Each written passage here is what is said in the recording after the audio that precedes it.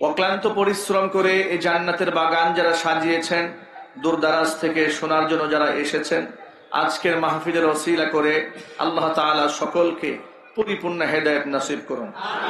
কিয়ামতের কঠিন ময়দানে এই আয়োজন আল্লাহ তাআলা আমাদের সকলের নাজাতের জারিয়া হিসেবে কবুল করুন। অত্র এলাকার সমস্ত মুর্দেগানের কবর আযাব আল্লাহ তাআলা কিয়ামত পর্যন্ত বন্ধ করে দিন। সর্বোপরি আজকের মাহফিলের ওসিলা করে আল্লাহ পাক যেন আমাদের সকলকে পরিপূর্ণ হেদায়েত নসিব করেন। হেদায়েত দেওয়ার মালিক কে? সবাই বলুন, হেদায়েত দেওয়ার মালিক কে? পৃথিবীর কোন আলেম হেদায়েতের মালিক নন, পৃথিবীর কোন পীর হেদায়েতের মালিক নন, পৃথিবীর কোন বুজুর্গ হেদায়েতের মালিক নন। আলেম ওলামা পীর বুজুর্গ তো দূরের কথা, পৃথিবীর কোন নবী রাসূলকেও আল্লাহ পাক হেদায়েতের মালিক বানাননি। নবী রাসূল, আম্বিয়া আলাইহিমুস সালাতু ওয়াস সালাম, সাহাবায়ে কেরাম, তাবেঈন, তাবে তাবেঈন, আইম্মায়ে মুজতাহিদিন, সালফে সালেহিন, ওয়ারাসাতুল আম্বিয়া, নবীগণের ওয়ারিস উলামারা, তারা সকলেই হচ্ছেন হেদায়েত পাওয়ার মাধ্যম, জারিয়া। হেদায়েতের মালিক কে? আল্লাহ। এজন্য আমি আপনাদের জোর করে হেদায়েত দেব সেই শক্তি আমার নাই। আমরা আল্লাহর কাছে তাওফিক কামনা করছি, আল্লাহ যেন আমাদের হেদায়েতের উপর রাখেন, হেদায়েতের কথা বলার সুযোগ যেন আল্লাহ পাক আমাদেরকে করে দেন। জোরে বলুন আমিন। ইসলামে ইলমের গুরুত্ব অপরিসীম, কোরআন সুন্নাহর জ্ঞানের গুরুত্ব এবং তাৎপর্য অপরিসীম। যদি এভাবে উদাহরণ দেওয়া যায়, মুহাদ্দিসিনে কেরাম ইলমের গুরুত্ব বর্ণনা করতে গিয়ে বলেছেন, যেমন কোরআন মাজিদের মধ্যে আল্লাহর বক্তব্য, কুল হাল ইয়াস্তাবিল্লাযীনা ইয়ালামুন ওয়াল্লাযীনা লা ইয়ালামুন ইন্নামা ইয়াতাযাক্কারু উলুল আলবাব। হে নবী, আপনি বলুন তো, যারা জানে কোরআন সুন্নাহ সম্পর্কে, যারা জ্ঞান রাখে আর যারা জ্ঞান রাখে না, তারা কখনো সমান হতে পারে? কখনোই তারা সমান হতে পারে না। আর এই উপলব্ধিটা, ইন্নামা ইয়াতাযাক্কারু উলুল আলবাব, যে কেউ বুঝবে না। এটা বোঝার জন্য জ্ঞানী হতে হবে, বুদ্ধিমান হতে হবে। বুদ্ধিমান ব্যক্তিরা এই প্রকৃত বিষয়টাকে উপলব্ধি করে। যারা আমরা সন্তানদেরকে মাদ্রাসায় দিয়েছি, অনেকে মনে করেন যে আমার সন্তান মাদ্রাসায় কোরআন পড়ছে, হাদিস পড়ছে, তারা কি পিছিয়ে যাচ্ছে?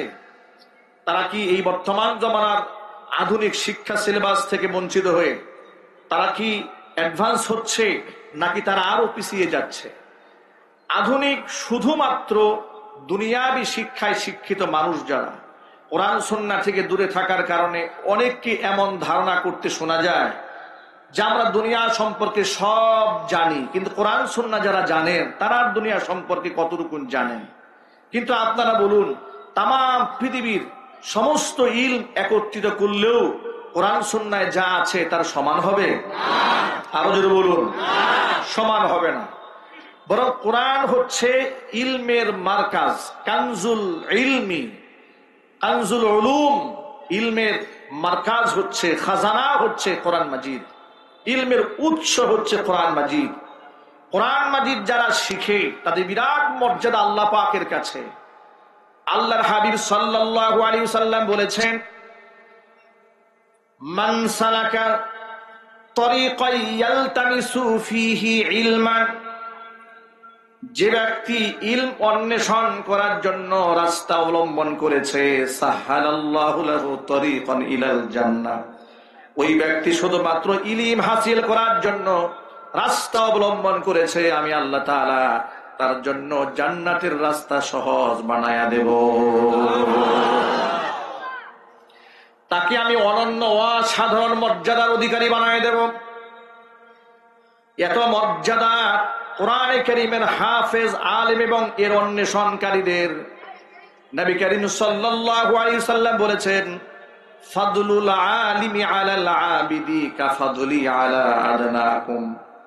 ও আমার সাহাবীরা, তোমাদের সাহাবীদের ভিতরে সবচেয়ে নিম্ন তবকা সাহাবীর উপরে আমি নবীর মর্যাদা যেমন, আমার আলেমদের মর্যাদা সাধারণ আবেদের উপরে ঠিক তেমন। আল্লাহর হাবিব সাল্লাল্লাহু আলাইহি সাল্লাম বলেছেন, মান আরাদাল্লাহু বিহি খায়রান ইউফাক্কিহু ফিদ্দীন, আল্লাহ পাক যার কল্যাণ চান তাকে আল্লাহ পাক ইলমে দ্বীন উপহার দেন। জোরে বলেন সুবহানাল্লাহ। ইলমে দ্বীন সবাই হাসিল করতে পারে না, আল্লাহর তৌফিক লাগে। পিতামাতার চোখের পানির প্রয়োজন হয়, কারণ কোরআনে এই পবিত্র সম্পদ, এটা সকলের সিনায় জায়গা হয় না। যাদের অন্তর পবিত্র আল্লাহ পাক তাদের অন্তরে কোরআনে কারীম জায়গা দিয়ে দেন। জোরে বলেন সুবহানাল্লাহ। কোরআনে কারীমের যারা তিলাওয়াতকারী হয়, হাফেজ হয়, তাদের কত মর্যাদা।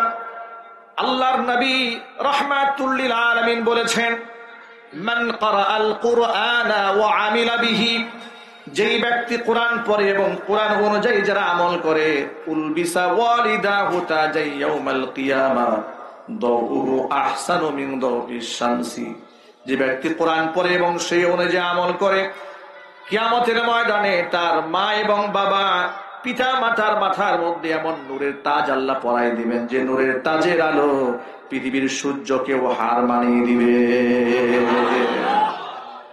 শুধু তাই নয়, নবী করিম সাল্লাল্লাহু আলাইহি ওয়াসাল্লাম বলেছেন, আলেমের মর্যাদা, তালিবুল ইলমের মর্যাদা এত বেশি, একজন আলেম ইস্তাগফিরু লাহু মান ফিস সামাওয়াতি ওয়া মান ফিল আরদি হাত্তাল হিতান ফিল মা, আসমানে জমিনে যারা আছে সকলে আলেমের জন্য মাগফিরাতের দোয়া করে, এমনকি সমুদ্রের নিচের মাছ পর্যন্ত আলেমদের জন্য দোয়া করে।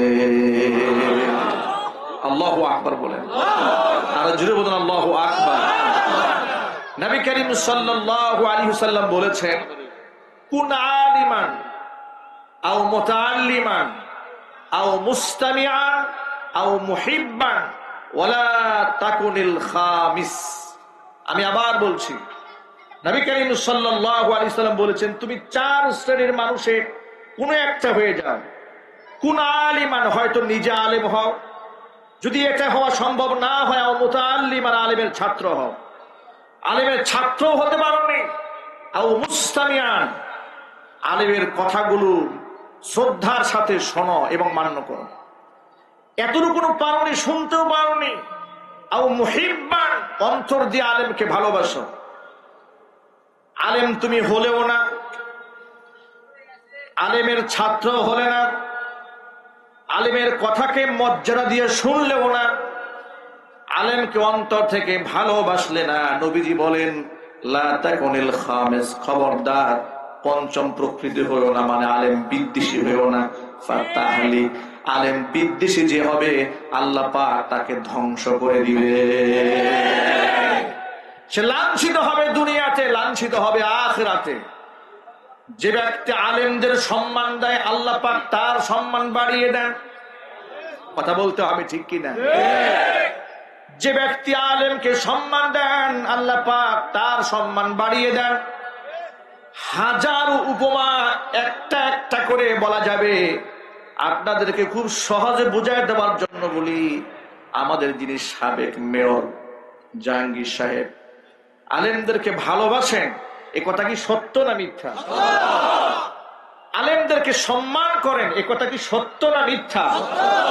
আলেমদেরকে মূল্যায়ন করেন, এ কথা কি সত্য না মিথ্যা? অনেক লোকেরা না বুঝে বলেন উনি রাজনৈতিক স্বার্থে আলেমদেরকে ব্যবহার করেন, কথাটি মিথ্যা, ভুল। আমি খুব কাছ থেকে তাকে দেখেছি, জেনেছি, আলেমদেরকে দিল থেকে তিনি শ্রদ্ধা করেন, সম্মান করেন। আল্লাহ পাকের প্রতি দৃঢ় বিশ্বাসী, আলেমদের দোয়াকে তিনি বিশ্বাস করেন, ঠিক কিনা? তা হয়েছে বিদায় তো প্রচন্ড বিপদের সময়েও আলেমরা তাকে দোয়া থেকে মাহরুম করেনি, ঠিক কিনা বলেন? তার জন্য দোয়া করেছে। আপনি আলেমকে সম্মান করুন, আল্লাহ পাক আপনার সম্মান বাড়িয়ে দেবে। আলেম ওলামাদেরকে যদি মহাব্বত করেন, নবী করিম সাল্লাল্লাহু আলাইহি ওয়াসাল্লাম একটি বিখ্যাত মন্তব্য করেছেন আলেমদের ব্যাপারে। নবীজি সাল্লাল্লাহু আলাইহি ওয়াসাল্লাম বলছেন, ক্বালা আলাইহিস সালাতু ওয়াস সালাম, সাআলতু জিবরাইল আন সাহিবিল ইলমি, জিবরাইলকে জিজ্ঞেস করলাম আলেম সম্পর্কে। সুবহানাল্লাহ বলেন। রাসূল বলছেন আমি আলেমদের সম্পর্কে জিবরাইলকে প্রশ্ন করেছি। সাআলতু জিবরাইল আন সাহিবিল ইলমি ফাকালা হুম সিরাজু উম্মাতিকা ফিদ দুনিয়া ওয়াল আখিরাহ। হে নবী, আপনার উম্মতের উলামারা হচ্ছেন দুনিয়া এবং আখিরাতের চেরাগ বাতি। আল্লাহু আকবার বলেন। আপনার উম্মতের উলামারা সিরাজু উম্মাতিকা ফিদ দুনিয়া ওয়াল আখিরাহ, তারা এই উম্মতের জন্য দুনিয়ার আলো আখিরাতের আলো।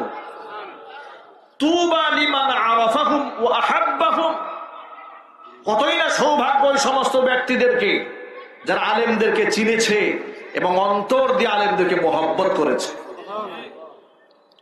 ওয়াল ওয়াইলু লিমান আনকারা মারিফাতাহুম ওয়া আবগাদাহুম, ধ্বংস অনিবার্য এই সমস্ত ব্যক্তিদের জন্য যারা আলেম বিদ্বেষী হয়েছে। বাস্তবতা সমাজে আছে না নাই? আলেম ওলামাদেরকে যারা ভালোবেসেছে, সম্মান নিয়ে দুনিয়া থেকে বিদায় হয়েছে। আলেম বিদ্বেষী যারা হয়েছে, আলেমদেরকে মৌলবাদ বলে গালি দিয়েছে, জঙ্গিবাদ বলেছে, উগ্রবাদ বলেছে, সন্ত্রাসী বলেছে, এই সমস্ত উক্তি করে আলেমদেরকে তুচ্ছ তাচ্ছিল্য করেছে, আল্লাহ জুতার মালা পরিয়ে জমিন থেকে বিদায় করেছে। জানাজার নামাজের লোক খুঁজে পাওয়া যায় না, আর আলেমদের জানাজাতে বাধা দিয়েও লোক ঠেকানো যায় না। সব ইজ্জত দেওয়ার মালিককে, সম্মান দেওয়ার মালিককে।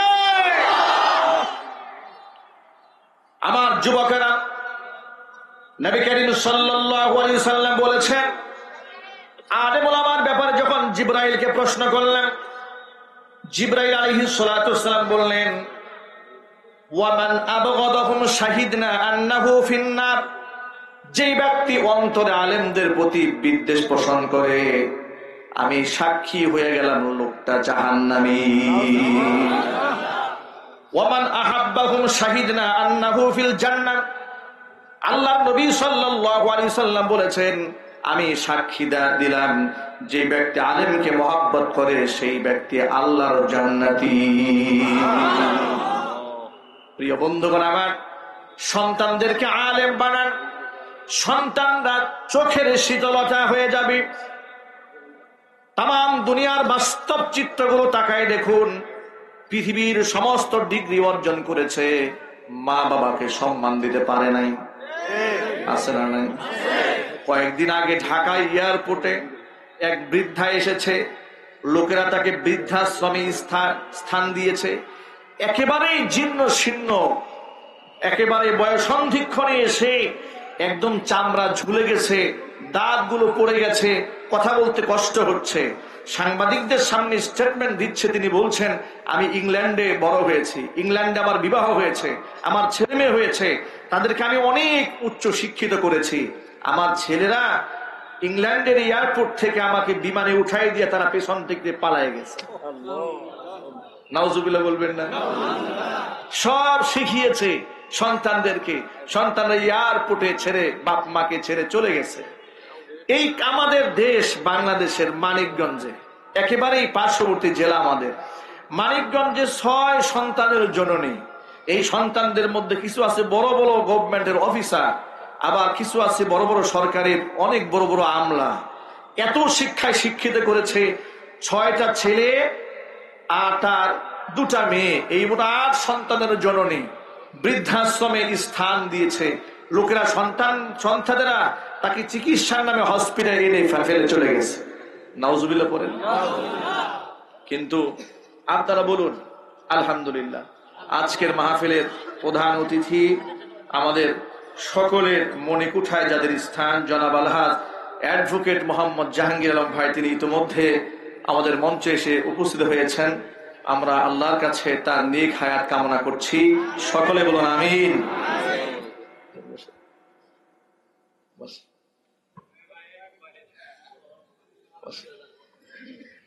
আজকে বাড়ির মাহফিল তো আর কই যাবে?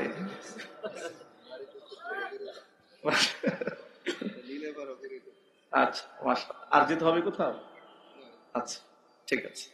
প্রিয় ভাইরা, যে কথা বলছিলাম, সন্তানদেরকে যদি দ্বীন শেখানো না হয় তাহলে সন্তানরা শুধুমাত্র দুনিয়া যদি শেখে তাহলে বাবা মাকে প্রকৃত সম্মান দিতে জানবে না। কথা বলুন ঠিক কিনা? আপনি বলতে পারেন যে অমুক একজন ব্যক্তি আছে, ডাক্তার কিংবা ইঞ্জিনিয়ার কিংবা রাজনীতিবিদ, মাকে অনেক সম্মান দেয়, বাবাকে অনেক সম্মান করে। ভালো করে খোঁজখবর নিয়ে দেখুন, তিনি হয়তো নিজে কোরআন সুন্নাহ পড়েছে, আর না পড়ে থাকলে কোন সৎ মানুষের সান্নিধ্যে থেকে শিক্ষা তিনি গ্রহণ করেছেন, অথবা কোন আলেমের সান্নিধ্য গ্রহণ করেছেন। কথা একটু জোরে বলতে হবে, ঠিক কিনা? নিজে হয়তো আলেম হয়েছে, না হয় আলেমের সান্নিধ্য গ্রহণ করেছে, ইত্যাদিতে সে পরিপূর্ণ আখলাক শিখেছে। একেবারেই কোরআন সুন্নাহর আদর্শ থেকে দূরে ব্যক্তি পরিপূর্ণ মানুষ হতে পারে না, এটা কখনোই সম্ভব নয়। কারণ হলো একমাত্র শিক্ষা সিলেবাস কোরআন এবং সুন্নাহ, যেখানে এমন ভাবে শিক্ষা সিলেবাস সাজিয়ে দেওয়া হয়েছে বান্দার দুনিয়া এবং আখিরাত উভয়টাই যেন উজ্জ্বল হয়ে যায়। তাম দুনিয়া ঘুরে দেখুন, হাফেজ সাহেব, আলেম সাহেব, মসজিদের খতিব সাহেবগণ দুনিয়ার পারিশ্রমিক পান একেবারেই সামান্য, হাতে গোনা। কিন্তু কোন আলেমের বাবা মাকে বৃদ্ধাশ্রমে খুঁজে পাওয়া যায় না। কোন খতিব সাহেবের বাপ মাকে বৃদ্ধাশ্রমে পাবেন না। কোন ইমাম সাহেবের বাবা রাস্তায় রিক্সা চালিয়েও খায় না। কথা বলেন ঠিক কিনা? পাবেন না খুঁজে গোটা দুনিয়ায় ঘুরে। হাফেজ সাহেবের বাপ মাকে পাবেন না। ইনকাম কম হতে পারে, কিন্তু সে এতটুকু শিখেছে আল্লাহর কোরআন থেকে, আমার বাবা মার খেদমত করলে শুধুমাত্র আমি আখিরাতে জান্নাত পাবো তা নয়, এই জমিনে আল্লাহ পাক রিজকের মধ্যে ভরপুর বরকত বাড়িয়ে দেবে। কোরআন মাজিদের মধ্যে আল্লাহ পাক চারটি জায়গায় নিজের ইবাদতের পরে বাপ মার সেবা করার কথা বলেছেন। যেমন আল্লাহ পাক বলছেন, ওয়া'বুদুল্লাহা ওয়া লা তুশরিকু বিহি শাইআ ওয়া বিল ওয়ালিদাইনি ইহসানা। আমি আল্লাহর ইবাদত করো, আমার সাথে কাউকে শরীক করো না। ওয়া বিল ওয়ালিদাইনি ইহসানা, বাবা মার খেদমত করো, তার সেবা শুশ্রূষা করো। সুবহানাল্লাহ। আল্লাহ নিজের পরে পরে বাপ মার স্থান দিয়ে দিলেন। অনেক চাইদের মধ্যে আল্লাহ বলছেন, وَقَضَى رَبُّكَ أَلَّا تَعْبُدُوا إِلَّا إِيَّاهُ وَبِالْوَالِدَيْنِ إِحْسَانًا। তোমার রব আমি আল্লাহর হুকুম হলো ইবাদত করবে একমাত্র আমি আল্লাহ। আমি আল্লাহর পরেই তুমি তোমার বাবা মার খেদমত করবে। ইম্মা ইয়াবলুগান্না ইনদাকাল কিবারা আহাদুহুমা, যদি তোমার জীবদ্দশায় তোমার বাবা মার কোনো একজন বৃদ্ধ হয়ে যায়, আও কিলাহুমা, যদি উভয় হয়ে যায়, তাহলে বৃদ্ধ বাবা এবং বৃদ্ধা মায়ের সাথে আচরণটা এতটাই সংযত হবে, ফালা তাকুল লাহুমা উফিন, আচরণটা এতটাই নমনীয় হবে, এত বিনয় অবনত চিত্ত হবে বাবা মার সামনে। শব্দ বলে বাপ মার অন্তরে যদি আঘাত লাগে, ফালা তাকুল লাহুমা উফিন, শব্দটাও বলতে পারবে না। ওয়ালা তানহারহুমা, বাবা মাকে ধমক দেওয়া যাবে না। ওয়াকুল লাহুমা কাওলান কারীমা, তাহলে কি বলতে হবে? আল্লাহ পাক শিখাই দিলেন, সম্মান সূচক শব্দে বাবা মার সাথে কথা বলতে হবে। এখানে ক্ষান্ত হন না, আল্লাহ আর একটু তাফসীর করে নিজেই বলেন, ওয়াখফিদ লাহুমা জানাহায যুল্লি মিনার রাহমা, দয়া মায়ার ডানা বিছিয়ে দেবে বাপমার জন্য। এর মানে বাপমার সাথে সবচেয়ে কমন এবং নমনীয় আচরণ করবে।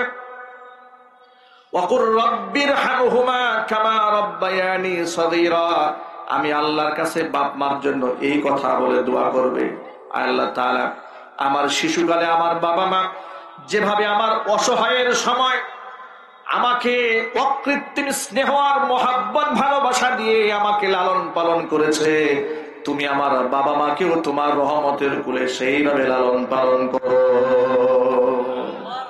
আল্লাহু আকবার। পৃথিবীতে একমাত্র ব্যক্তি বাবা এবং মা যে ব্যক্তি ভুল করলেও সন্তান মুখের উপর বাপ মার ভুল ধরিয়ে তাকে গালমন্দ করবে, কিন্তু শাসাবে, এই ক্ষমতা পৃথিবীর কাউকে দেওয়া হয় নাই। বাপ মা যদি কাফের, মুশরিক, নাস্তিক, বেনামাজি, বেদিন হোক না কেন, যাই হোক না কেন, সন্তানের কাছে নাস্তিক বাবা, নাস্তিক মাও আল্লাহর পরে সর্বোচ্চ সম্মানের স্থানে। সুবহানাল্লাহ বলতে ইচ্ছে হলো না? পৃথিবীতে সন্তান বিচার করতে পারে না বাবা মা, যত বড় জালেম হোক না কেন বাবা মা। আজকে আমাদের সমাজের অনেক সন্তানদের ব্যাপারে শোনা যায়, আমরা যেহেতু বিভিন্ন মসজিদ মাদ্রাসার দায়িত্ব নিয়ে থাকি, এলাকার বিভিন্ন প্রান্তে প্রান্তে আমরা যাই, লোকেরা এসে আমাদের কাছে অভিযোগ জানায় যে হুজুর আমার ছেলেটার জন্য একটু দোয়া করবেন, একেবারেই বখাটে হয়ে যাচ্ছে। এমনও কথা শোনা যায় সন্তানরা বাপ মাকে মারে। যদি বলুন না নাউজুবিল্লাহ। আমি রংপুরে এক মাহফিলে গেলাম, সেখানে এলাকার লোকেরা এসে বলেন হুজুর আমাদের এলাকার এক ছেলে টিন শেড ঘর বানিয়েছে, সে ছেলে নিজে স্ত্রী সন্তানদেরকে নিয়ে টিন শেড বিল্ডিং ঘরে থাকে, মাকে থাকতে দিয়েছে গোয়াল ঘরে। এটা নিয়ে অনেক বিচার সালিশ হয়েছে, সন্তান কোনোভাবেই কোনো রায় মানে না। সে বলছে আমার মাকে আমার ঘরে জায়গা দেওয়া কোনোভাবেই সম্ভব নয়। নাউজুবিল্লাহ জুড়ে বলুন। এখানে অনেক গার্মেন্টসের শ্রমিক ভাইরা আছেন, বাবা মা গ্রামে থাকে, হাতের কাছেই মোবাইল ফোন থাকে, মাস চলে যাচ্ছে বাপ মার সাথে কথোপকথন হচ্ছে না, আছে না? এতটুকু খোঁজ খবর নেওয়া আমরা অনেকেই বুঝে কি।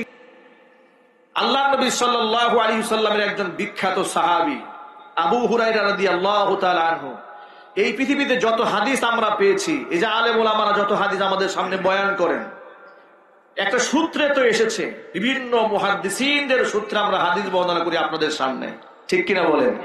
আচ্ছা, হাদিস বলা কি অনেক সহজ কাজ নাকি? একটু যদি বলুন না আপনারা। আমাদের দেশের অনেক লোকেরা মনে করে হাদিস বলা একদম সহজ, মনের মতো করে কোরআন হাদিসের ব্যাখ্যা করে বলে এটা হাদিসে আছে। এভাবে বলবেন না। আল্লাহ নবী সাল্লাল্লাহু আলাইহি সাল্লাম বলেছেন মান কাযাবা আলাইয়া মুতাআম্মিদান ফালিয়াতাবাওয়া মাকআদাহু মিনান নার। যেটা আমি বলিনি, যেটা আমি করিনি, যেটা আমি সমর্থন দেইনি, এক কথায় হাদিসে নাই, এমন বক্তব্য যদি কেউ আমার নামে চালায় দেয় যেটা আমি বলেছি, সেই জন্য জাহান্নামে তার ঠিকানা বানায় না। আবু বকর সিদ্দিক রাদিয়াল্লাহু তাআলা আনহুর মতো বিখ্যাত সাহাবী, আল্লাহর নবীর সবচেয়ে ঘনিষ্ঠ, তিনি হাদিস বর্ণনা করেছেন মাত্র 138টা। এত কাছের সাহাবী, তিনি বলেন আমার হাদিস বর্ণনা করতে ভয় হয়, কারণ রাসূল বলেছেন যদি হুবহু সেই শব্দ আমি বলতে না পারি, এই ভয়ে আমি হাদিস বর্ণনা করা বন্ধ করে দিয়েছি। আবু হুরায়রা বলছেন কোরআনে কারীমের দুটো আয়াত যদি নাজিল না হতো তাহলে আমি এত হাদিস মানুষের সামনে বলতাম না। আমি কেন তোমাদের সামনে হাদিস বলি, তোমরা আগে শোনো যে কেন কোন আয়াত নাজিল হওয়ার পরে আমি তোমাদের সামনে এত বেশি হাদিস বর্ণনা করেছি। তারা হাদিস, বর্ণিত হাদিসের সংখ্যা হচ্ছে 5374টা হাদিস। চিল্লায় বলতে হবে সুবহানাল্লাহ। এর মানে বুখারী শরীফের মতো একটা গ্রন্থ হয়ে যাবে শুধুমাত্র আবু হুরায়রার একজনের হাদিস লিখলে। এত হাদিস তিনি একা বর্ণনা করেছেন, সুবহানাল্লাহ বলেন। আল্লাহ পাক এত মেধা তাকে দিয়েছিলেন। তিনি বলেন যে আমি বলতাম না, কিন্তু কোরআন শরীফে দুটো আয়াত যখন নাজিল হয়েছে তখন আমি আর হাদিস বর্ণনা করতে বন্ধ করিনি। কোরআন মাজিদের মধ্যে আল্লাহ পাক বলেছেন ইন্নাল্লাযীনা ইয়াকতুমুনা মা আনজালনা মিনাল বায়্যিনাতি ওয়াল হুদা মিন বা'দি মা বায়্যানাহু লিন-নাসি ফিল কিতাব উলাইকা ইয়ালআনুহুমুল্লাহু ওয়া ইয়ালআনুহুমুল লাঈনুন। আল্লাহ পাক বলেন কিতাবের মধ্যে সুস্পষ্ট হেদায়েতের কথা স্পষ্ট বর্ণনা দেওয়ার পরেও যারা আমার কোরআনে কারীম কিংবা আমার নাজিল কিতাবের আয়াতগুলাকে লুকায় রাখে, দুনিয়ার কোন স্বার্থে আছে না নাই? জোরে বলেন। কোরআন হাদিস জানে কিন্তু অন্যায় হচ্ছে, শরীয়ত বিরোধী কাজ হচ্ছে, দেখেও সে দেখে না, শুনেও সে শুনে না, বুঝেও সে বুঝে না, লোক মুখে শুনবে জানবে, সে প্রকাশ করে না, প্রচার করে না। দুনিয়াতে পেট কিংবা পিঠ বাঁচাবার স্বার্থে, আছে না নাই? এমন সুবিধাবাদী আলেম এই দুনিয়ায় নাই? একটু জোরে বলতে হবে, আছে না নাই? আছে। আল্লাহ রাব্বুল আলামিন বলেন, যারা ইলমকে লুকায় রাখবে, প্রকাশ করবে না, এই সমস্ত ব্যক্তি উলাইকা ইয়ালানুহুমুল্লাহ, তাদের উপর আমি আল্লাহ পাকের লানত, ওয়া ইয়ালানুহুমুল লাইনুন, শুধুমাত্র আমি আল্লাহর লানত তা নয়, তামাম পৃথিবীর সমস্ত লানতকারীদের লানত। আমি আল্লাহর লানতের ভয়ে রাসূল থেকে যা জেনেছি, রাসূল থেকে যা শুনেছি, কোনো কিছু আমি লুকাইনি, সব তোমাদের সামনে বলে দিয়েছি। অনেক মানুষ আমার শত্রু হয়েছে। ওমর রাদিয়াল্লাহু তাআলা আনহু আমাকে গাল ধাক্কা দিয়েছে, ধাক্কা মেরে বলেছে এত কথা বলো কেন? এরপরও বর্ণনা ছাড়িনি। আল্লাহ পাকের এই আয়াতের ভয়ে, আল্লাহ রাসূল থেকে শুনেছি, আর সেটা আমি বললাম না। আমি তো কাল কিয়ামতের মাঠে আল্লাহ পাকের লানতের ভাগীদার হয়ে যাব, এই ভয়ে আমি তোমাদের সামনে হাদিস বর্ণনা করেছি। একে একে বলতে বলতে 5374টা হাদিস তিনি একা বর্ণনা করেছেন। 36 বছর বয়সে তিনি ইসলাম গ্রহণ করেছিলেন। নাম ছিল আব্দুস শামস। আল্লাহ নবী নাম রাখলেন আব্দুর রহমান। প্রসিদ্ধ হয়ে গেল আবু হুরায়রা রাদিয়াল্লাহু তাআলা আনহু। এমন একজন বিনম্র সাহাবী হুজুরের সামনে এসে একদিন কান্নায় ভেঙে পড়লেন। রাসূল বললেন, আবু হুরায়রা কান্দো কেন? বলে, ইয়া রাসূলুল্লাহ, আমার মা আমাকে মেরেছে, এই জন্য কান্দি। নবীজি বললেন, নিশ্চয়ই কোনো বেয়াদবি করেছো, তা না হলে মা মারলো কেন? আবু হুরায়রা বলছেন, নবীজি আমি আমার মায়ের সাথে কোনো বেয়াদবি করি নাই। রাসূল বললেন, মা মেরেছে, আমার কাছে বিচার নিয়ে এসেছো, মনে রেখো মায়ের বিচার করার অধিকার আমি রাসূলুল্লাহর নাই। সুবহানাল্লাহ, একটু জোরে বলতে হবে। ভাবা যায় যে রাসূলকে আল্লাহ শরিয়ত প্রণেতা বানিয়েছেন। কোরআনে কারীম আল্লাহ পাক বলে দিয়েছেন, ওয়ামা কানা লিমুমিনিন ওয়ালা মুমিনাতিন ইযা কাদাল্লাহু ওয়া রাসূলুহু আমরা, আমি আল্লাহ কিংবা আমার রাসূল যদি কোনো ব্যাপারে কোনো রায় ঘোষণা করে, ওই রায় প্রত্যাখ্যান করার কোনো অধিকার পৃথিবীর কোনো মুসলমান নরনারীর নাই। সুবহানাল্লাহ বলেন। যিনি হ্যাঁ বললে হালাল হয়ে যায়, না বললে হারাম হয়ে যায়। যিনি শাহাদাত আঙ্গুলে ইশারা করলে চাঁদ দ্বিখণ্ডিত হয়ে যায়। যিনি রাস্তায় হেঁটে গেলে মেঘমালা যাকে ছায়া দেয়, তিনি বলছেন মায়ের বিচার করার অধিকার আমার নাই। সুবহানাল্লাহ, এটা আমি পারবো না। আল্লাহর নবী সাল্লাল্লাহু আলাইহি ওয়াসাল্লাম যখন বললেন মায়ের বিচার করা আমার দ্বারা সম্ভব নয়, আবু হুরায়রা বলছেন, নবীজি মায়ের নামে আপনার কাছে আমি নালিশ নিয়ে আসি নাই, বিচারও নিয়ে আসি নাই, তাহলে কেন এসেছো? ইয়া রাসূলুল্লাহ, আপনি তো মুস্তাজাবুদ দাওয়া, আপনার দোয়া আল্লাহর কাছে মঞ্জুর হয়ে যায়। আমার মা মুশরিকা, আমার একটু রাত্রে বাড়ি ফিরতে দেরি হয়েছে। আমার মা জিজ্ঞেস করলো বাড়ি ফিরতে দেরি হয়েছে কেন? আমি বললাম, যে নবীর কদম চুমলে দুনিয়া আখিরাত ধন্য হয়ে যায় তার খেদমতে ছিলাম।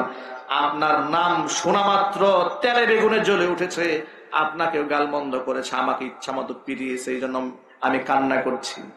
নবীজি আপনি একটু দোয়া করেন আমার মায়ের জন্য আল্লাহর কাছে। আপনি তো মুস্তাজাবুদ দাওয়া, দোয়া করতে দেরি হয় আল্লাহর কাছে কবুল হতে দেরি হয় না। আল্লাহ নবী হাত তুললেন, আল্লাহুম্মা হাদি উম্মা আবি হুরায়রা, আল্লাহ তাআলা তুমি আবু হুরায়রার মাকে হেদায়েত দান করে দাও। এই দোয়াটা করতে দেরি হয়েছে। আবু হুরায়রা নবীজির ঘর থেকে বের হয়ে নিজের বাড়ির দিকে এত জোরে দৌড় দিয়েছে, রাস্তাঘাটে উপস্থিত সাহাবায়ে কেরাম যারা দেখেছেন আবু হুরায়রা দৌড়ায় কেন, একটা ভদ্রলোক ভদ্র মানুষ এত বড় সম্ভ্রান্ত সাহাবী রাস্তাঘাটে দৌড়াচ্ছেন, নিশ্চয়ই কোনো বিপদ হয়েছে। জামা টেনে ধরেছে, বললেন আবু হুরায়রা কোনো বিপদ হয়েছে নাকি? আবু হুরায়রা বলছেন, মোটেও বিপদ হয় না, জামা ছেড়ে দাও। কি হয়েছে? আমার নবীজি আমার মায়ের জন্য হেদায়েতের দোয়া করেছে। বন্দুকের তীরের লক্ষ্যবস্তু নষ্ট হয়ে যেতে পারে, কিন্তু আমার নবীর দোয়া লক্ষ্যচ্যুত হতে পারে না। আমি একটু দৌড়ায় দেখতে চাই আমি বাড়িতে আগে পৌঁছাতে পারি নাকি আমার নবীজির দোয়া আমার আগে আমার বাড়ি পৌঁছায়া যায়। আবু হুরায়রা বলছেন, আমি দৌড়াতে দৌড়াতে ঘরের মধ্যে গেলাম, সামনে গেলাম, দরজা করাঘাত করলাম, ঘর ভেতর থেকে লক করা ছিল। আমি দাঁড়িয়ে রইলাম, আমি আওয়াজ শুনতেছিলাম আমার মা ঘরের ভিতরে পানি দেয়া গোসল করছে, জুব জুব আওয়াজ শুনতেছিলাম। আমার মা ঘরের ভিতর থেকে বলল, আবু হুরায়রা একটু দাঁড়াও। আবু হুরায়রা বলেন, মায়ের সেই কণ্ঠের আওয়াজের মধ্যে কিছুক্ষণ আগে যে কর্কশতা পেয়েছিলাম, কুফুরের কর্কশতা, এখন আর কুফুরের কর্কশতা পেলাম না। আমি আমার মায়ের কণ্ঠের আওয়াজের মধ্যে হেদায়েতের গন্ধ পেলাম। আমার মা আমার দরজা খুলে দিলেন। বুড়িমা বের হয়ে আসছেন, চুলগুলো সাদা হয়ে গেছে, পানি ঝুপঝুপ করে পড়ছে, মায়ের চুল ভিজা। আমার মা আমাকে বলছে, আবু হুরায়রা, তোমাকে মারার পরে আমি দারুণ অনুতপ্ত হয়েছি। আমি নিজে নিজে লজ্জিত হয়েছি, কষ্ট পেয়েছি, আর মনে মনে ভেবেছি, আমি কেন আমার ছেলেকে মারলাম? আমার ছেলে তো কোনো খারাপ মানুষের কাছে যায় নাই, আমার সন্তান তো পৃথিবীর শ্রেষ্ঠ মানুষের কাছে গিয়েছে। কেন রাগ করেছি, কেন অভিমান করেছি? আবু হুরায়রা, তোমাকে আমি সাক্ষী রাখলাম, তোমাকে সাক্ষী রেখে পড়ে নিলাম, আশহাদু আল্লা ইলাহা ইল্লাল্লাহু ওয়াহদাহু লা শারীকা লাহু ওয়া আশহাদু আন্না মুহাম্মাদান আবদুহু ওয়া রাসূলুহু। আবু হুরায়রা রাদিয়াল্লাহু তাআলা আনহু আনন্দে আত্মহারা হয়ে গেলেন, আবার এক দৌড় দিলেন রাসূলের কাছে। আল্লাহর নবী সাল্লাল্লাহু আলাইহি সাল্লামের কাছে আসলেন, বলে, নবীজি, আপনার দোয়া আল্লাহর কাছে মঞ্জুর হয়ে গেছে, আমার মা কালিমা পড়ে মুসলমান হয়েছে। রাসূল বলেন, আবু হুরায়রা, এখন আবার কেন আসছো? হুজুর, আপনার দোয়া তো কবুল হয়ে যাচ্ছে, আমি লোভ সামলাতে পারছি না, আরেকটা দোয়া চাওয়ার জন্য আসছি। সুবহানাল্লাহ বলবেন না? আমি লোভ সামলাতে পারছি না, আরেকটা দোয়া করেন, এই দোয়াটা নিয়ে আমি বাড়ি চলে যাব। রাসূল বলেন, কি দোয়া? আপনি আমার জন্য দোয়া করেন, তাম পৃথিবীর মানুষের অন্তরে যেন আল্লাহ আমার এবং আমার মায়ের মোহাব্বত ঢেলে দেয়।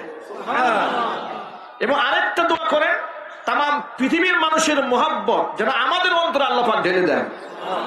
পৃথিবীর মানুষ আমাদেরকে ভালোবাসবে, আমি এবং আমার মাও যেন গোটা পৃথিবীর মানুষকে ভালোবাসতে পারি। আল্লাহু আকবার। ঘটনা অনেক লম্বা, রাতও অনেক গভীর, কথা বললে সারা রাত লম্বা নসিহত শোনা যাবে। সংক্ষিপ্ত পরিসরে এই ঘটনার মাধ্যমে আমি আপনাদেরকে সবক দেওয়ার চেষ্টা করেছি। মা এমন একটি নাম, যার বিচার আল্লাহ রাসূল সাল্লাল্লাহু আলাইহি ওয়াসাল্লাম করতে নারাজ হয়েছেন, অস্বীকৃতি জ্ঞাপন করেছেন। এর মানে মা বাবার মর্যাদা কত উপরে, কত উপরে, যে বাপ মাকে আমরা সবচেয়ে কম শ্রদ্ধা করি, গালমন্দ করি, কর্কশ ভাষায় কথা বলি, আমরা আখলাক থেকে অনেক দূরে সরেছি। আমি উপস্থিত সমস্ত যুবক ভাইদের কাছ থেকে আমি পণ নিতে চাই, জীবদ্দশায় জেনে শুনে কোনোদিন বাপ মাকে আঘাত দিয়ে কোনো কথা বলবো না, কোনো কাজ করবো না। আমরা বলি ইনশাআল্লাহ। আল্লাহ পাক যেন কথাগুলো বুঝার তৌফিক দান করেন, যদি বলেন আমিন। আল্লাহ সুবহানাহু ওয়া তাআলা যে বক্তব্যগুলো আপনাদের সামনে উপস্থাপন করেছি, সবার আগে আমাকে, আমার ভাইদেরকে, মা বোনদেরকে, সকলকে আমল করার তৌফিক দান করেন। সকলেই যদি বলেন আমিন। আস্তে ভাই, দোয়া হয়ে যাবে, দোয়া না করে কেউ উঠবে না, বসেন। আলহামদুলিল্লাহ। দোয়া না করে কেউ যাবেন না। হযরত অত্যন্ত দিক নির্দেশনামূলক বয়ান পেশ করেছেন। আল্লাহ পাক আমাদের সকলকে হযরতের বয়ানের উপরে আমল করার তৌফিক দান করুক এবং